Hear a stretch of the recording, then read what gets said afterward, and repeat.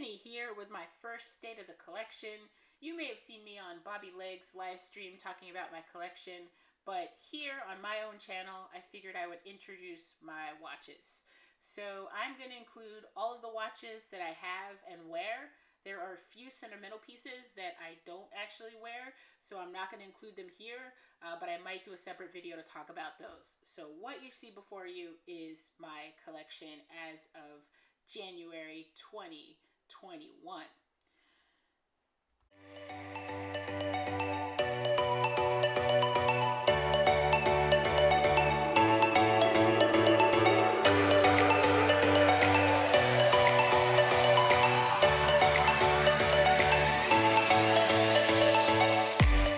My first stop on this watch enthusiast journey is the Seiko SKX009J, the Pepsi SKX.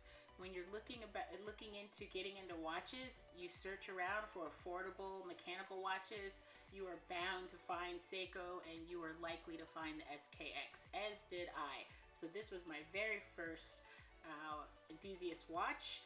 Once I really was sort of aware that I was getting into the hobby, this is where I started. And I don't wear it very much anymore. There's certain design features that kind of annoy me, like the orange text on the black dial, even though it has a lot of color with the red and the blue. It really doesn't, it's a little bit inconsistent. I understand why people mod the SKX, and though I'm not going to mod this one, I'm going to try to preserve it and keep it as is. I understand why people have that desire. My next SKX purchase was the Seiko SKX011J, and this is the orange dial SKX with the gilt hands. It's like a pinkish coloring on the hands and then the gilt bezel. I would love to mod this watch, so maybe in the future as a project. I don't think I'm going to mod it myself, but I might send this out to someone to just kind of mix it up, customize it, so I'll have one kind of vanilla SKX and one modded SKX. And I think I saw recently Random Rob has this on a beautiful green rubber strap, and it really pops and looks incredible, so I may go in that direction as I change up my orange SKX. So those are my two SKXs. My Hamilton is pretty cool in my opinion, and if I were to do it all over again, I would probably lean more toward Hamilton and less towards Seiko. So I think at this price point, I really appreciate some of the details and maybe the craftsmanship of Hamilton more than Seiko. I don't necessarily love the Khaki King 2 quite as much as the Hamilton Field watch. The plain no date field is excellent in my opinion in terms of its balance on the dial. But this is a watch that I definitely enjoy and have appreciated. I mix it up with the straps. You can't go wrong, I think, with Hamilton. And they've got a couple of different dial colors and configurations to play around with. And I sort of have a craving for more Hamiltons in the affordable range, pretty much than anything else other than maybe Longines. My purchase of the Omega Speedmaster Professional around 3, almost 4 years ago marks the true beginning of my journey, and that is why I say the next 6 watches are my core collection. So you know I have the keeper's mentality. This is the core of my collection, and it all began with the Speedy, the Moon watch. What can I say about this watch? I love it so much. It has so much information on the dial, yet it's very clean and classic. It's rugged. I even like this bracelet that is on the current run of the Moon watches. You know, it's basically been the bracelet for what, I don't know, 30, 40 years almost, right? I like that bracelet. It's a bit dated, but in a good way. I have the Hesselite version with the solid case back, and I love it. You know, it was the first big purchase that I made in terms of watches, and I had a little bit of sticker shock, but quickly got over that and really fell in love with this really versatile watch that you can't put a strap on it that looks bad. Like no strap looks bad on the Speedy. I tend to prefer it on the bracelet, but I also do spend a lot of time swapping the straps out.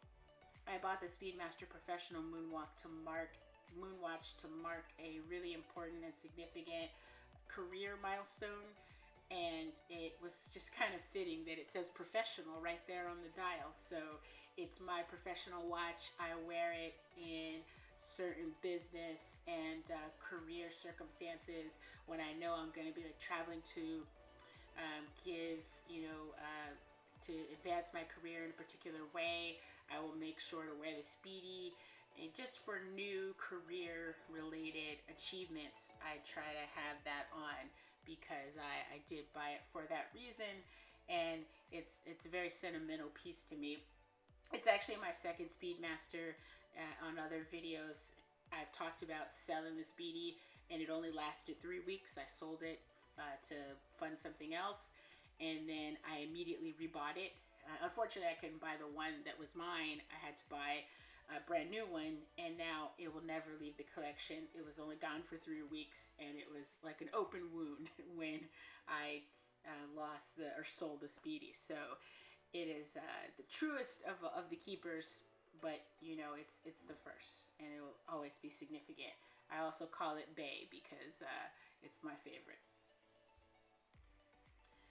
After the Speedmaster, I purchased my next luxury watch, and that is watch number 2 in the core collection, and that is the Rolex Explorer 2 16570 polar dial. What can I say about this watch? It is a great first Rolex. It has been all around the world with me. It's a fantastic travel watch, obviously, with the GMT function. But I think what stands out to me with this watch is its bright white dial, and the black surrounds that surround the indices contrast that white dial so nicely.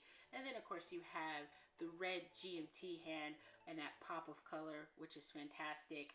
When I travel, I tend to wear it on a variety of different straps to kind of, disguise the fact that it's a Rolex, I guess. No one has ever noticed my watch, even in countries where, supposedly you shouldn't wear these things. But I've never had a difficult time wearing this watch in particular, and it has been my kind of tried and true travel companion. Whether we're on vacation, on the beach, or working, just traveling for any reason whatsoever, unless it's a professional event that's a really significant one, I tend to wear the Rolex Explorer 2 polar dial. Excellent first Rolex, excellent Rolex period. Can't say enough about it. From the Explorer 2, I moved on to the Tudor Black Bay 58, and I remember we were on vacation and I was actually considering a Submariner 5-digit reference, and the Submariner in person at the time just did not wow me.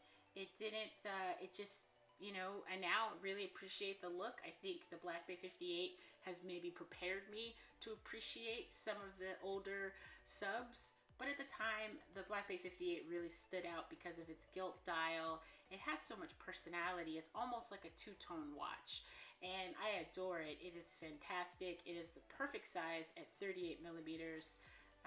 I wear it, I wear my watches for long periods of time anyway, but this is a watch that I just pretty much never want to take off. It fits a lot of different circumstances. It's rugged, but it's also a little bit elegant, has a little bit of personality for a tool watch with that gilt dial and a gilt bezel. The Black Bay 58 is just an excellent choice, and I'm having a lot of fun owning it. The fourth watch in my core collection is the Rolex GMT Master 2 126710 BLNR, as I like to call it, the Batgirl, aka the Batgirl. And man, I have a story about this watch, but I'll share that for the review. I'll do a long-term review of the BLNR, and I'll put my story there. But I wanted a GMT Rolex. I mean, I got the Polar Explorer as my first Rolex, but before that, there's a little bit of a story about the all-black GMT that I almost got. I mean, I got the call for it, and I didn't. I basically turned it down. And then, of course, they discontinued it. Now I'm getting into the story, but, that always stayed in my mind of wanting the GMT Master 2. And so when the Batgirl came out, I was actually able to secure it from an AD and begin to build that relationship. And it has not failed. It is a delight to wear. It is fancy and shiny, but also rugged and tooly at the same time. The blue and the black are really, they're not that similar, but in the right light, they do look kind of blended together. And then in nice natural light, the bezel looks incredible. So the BLNR is definitely kind of a highlight in this collection, I think, because of its maybe stature right now. But I appreciate it just as any other watch. It's a nice kind of sporty, but also can be dressy watch to wear. Watch number 5 in my core collection is the IWC Mark 18 La Petite Prince, a pilot's watch. I was surprised to like this watch, but I really was attracted to the legibility, the nice open bold dial, the sunburst blue, the cool engraving on the back. I was surprised to enjoy IWC. It wasn't what I was intending to buy at the time. I thought I was going to get an Omega's Railmaster, the blue denim dial, and instead of that blue watch, I got this blue watch. Now the IWC has kind of remained a little bit of a outlier in my collection, and I'll kind of look at the core collection at the end of this video, and you can see that it's sort of an outlier. It's not a Rolex, it's not a Speedmaster, and that's really kind of the direction that I think my collection is going. But what I like about the IWC is that it's different, that it is something that is a little bit outside of what I expected, and I am really appreciating it on its bracelet. The IWC's bracelet is just incredible. So in the back of my mind, if I were to sell a watch or trade a watch, it could be this one. It would be this one. I have a hard time selling and trading, so I don't think that'll happen, and we'll see with time. I've only owned it for about a year, so we'll see with time how I feel about the IWC. But every time I wear it, it is a nice watch. It is a very legible watch that adds that pop of color to the collection as a whole.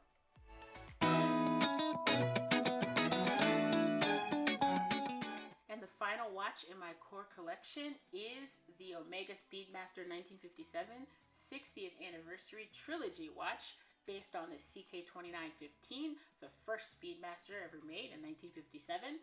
And this watch is a fantastic replica of that, or a fantastic homage to what the CK2915 was. This is the last watch that I've purchased in my collection. It is a watch that I'm really starting to grow to love very quickly. I only bought it, about a month or so ago.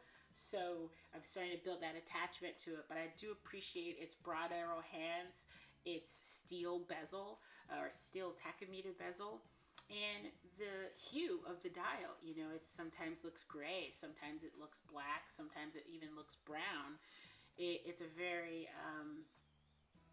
changing, kind of constantly changing and evolving dial in certain lights. And even the fake patina is okay on this watch. It makes sense. It doesn't jar you maybe the way some other patina watches do. Fake patina watches do.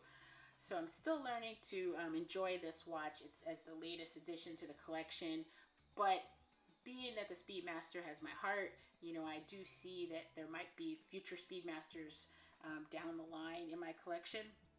For now, I have two. The Moon watch, and then this 1957 Trilogy watch, which is, basically the ancestor to the origin story, the origin point or the spawn point to the original, or not to the original, but to the famous kind of Moon watch. So I'm really enjoying that. And that's it, folks. That's my collection. You'll see the 3 pieces that are the SKXs and the Hamilton, and then the 6 core pieces in the collection. And I'm really enjoying it. In my experience, 6 pieces for my core collection is a really good number. I like to wear my watches for long periods of time, so like a week at a time or a month at a time, even 2-3 months at a time without changing them. So by the time I do change watches, I really can appreciate the next watch, that I go and get and put on because I haven't worn it in a while. So it's a collection that is very sporty, but is really rugged at the same time and a little elegant here and there, like with the BLNR. And I'm enjoying it. This is my collection. I'm fairly happy with it, but like all watch enthusiasts, I have that itch to and that vision to expand or to change things up. And for me, I expect that will happen by addition and not subtraction. Though again, the IWC is always a little bit on the fence of will I keep that one for the long haul? I think so. But this year in 2021, my kind of watch goals include getting a Submariner. I now do really appreciate the Tudor kind of has helped me appreciate the styling of the Submariner as the classic dive watch. And I'm really interested in the 5-digit version, the 14060 two-liner is a goal of mine. But also in the current run, the modern run of things, I really want a Kermit. As you've probably heard or may have heard in my other video of visiting the AD, that is a goal. So I'm still going to keep that as a goal for 2021, maybe even early 2022. And I'm going to try to get that Submariner in here. And then we'll take a look at the balance of the collection at that point.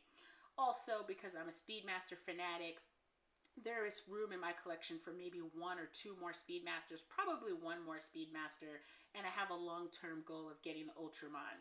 So I would really love the Ultraman as my next Speedmaster, and I'm going to probably keep going pretty strong with Rolex sports models in the future. So that's my collection. Let me know what you think in the comments. It's been such a journey and such a pleasure in this hobby, such a journey, such a pleasure, so crazy making at the same time. Thanks for watching.